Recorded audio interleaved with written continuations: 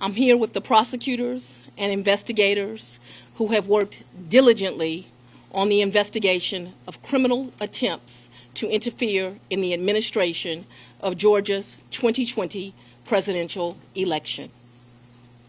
Today, based on information developed by that investigation, a Fulton County grand jury returned a true bill of indictment, charging 19 individuals with violations of Georgia law arising from a criminal conspiracy to overturn the results of the 2020 presidential election in this state. The indictment includes 41 felony counts and is 97 pages long. Please remember that everyone charged in this bill of indictment is presumed innocent.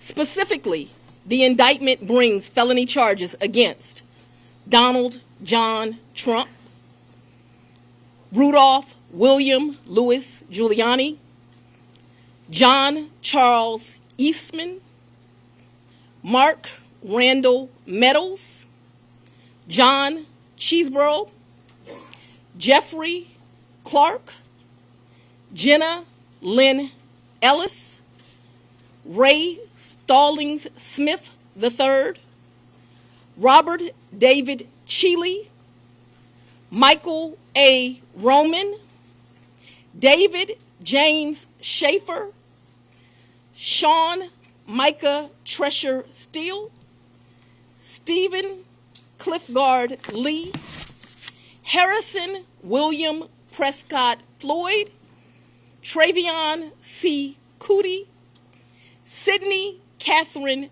Powell, Kathleen Austin Latham, Scott Graham Hall, and Misty Hampton, also known as Emily Misty Hayes. Every individual charged in the indictment is charged with one count of violating Georgia's Racketeer, Influenced, and Corrupt Organizations Act through participation in a criminal enterprise in Fulton County, Georgia, and elsewhere to accomplish the illegal goal of allowing Donald J. Trump to seize the presidential term of office beginning on January 20th, 21. Specifically, the participants in association took various actions in Georgia and elsewhere to block the counting of the votes of the presidential electors who were certified as the winners of Georgia's 2020 general election. As you examine the indictment, you will see acts that are identified as overt acts and those that are identified as predicate acts, sometimes called acts of racketeering activity. Overt acts are not necessarily crimes under Georgia law in isolation, but are alleged to be acts taken in furtherance of the conspiracy.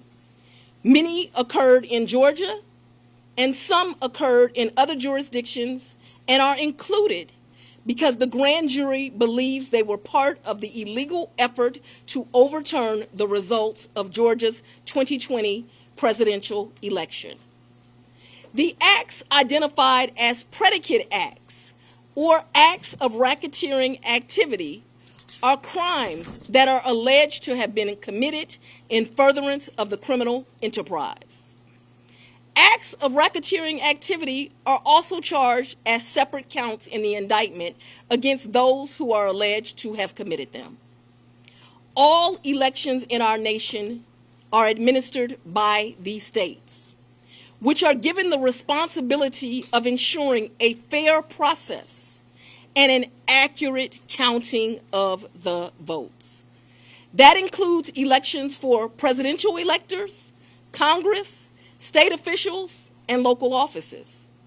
The state's role in this process is essential to the functioning of our democracy.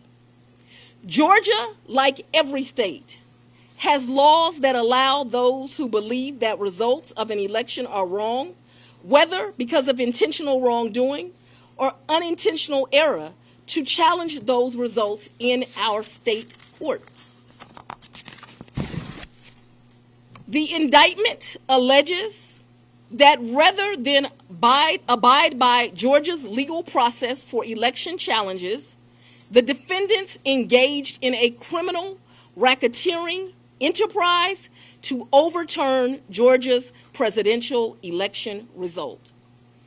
Subsequent to the indictment, as is the normal process in Georgia law, the grand jury issued arrest warrants for those who are charged.